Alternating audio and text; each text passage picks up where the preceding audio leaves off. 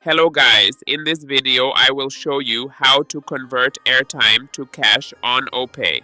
If you're using the Opay app, first log into your Opay account and tap the airtime button. Look for an airtime to cash feature. Opay does not currently offer this, though it may in the future. Don't worry, there's an alternative app called Dortmund Wallet where you can sell airtime for cash. Open Dortmund Wallet and log in. Tap the menu, 3 lines, and choose Airtime to Cash. The app will ask you to verify your identity. You must upload clear photos of both sides of a government-issued ID, national ID card, voter's card, driver's license, or passport. Use the Browse/Camera button to upload the images, then enter a valid email address and phone number and submit. Dortmund will verify your identity. Next, complete your account verification by adding your bank details. Select the bank. Choose OPE Digital Service Limited /OPE Bank if applicable. Enter your account number and account holder name and finish any profile setup required. In your profile, add your first and last name, correct email, phone number, bank name, account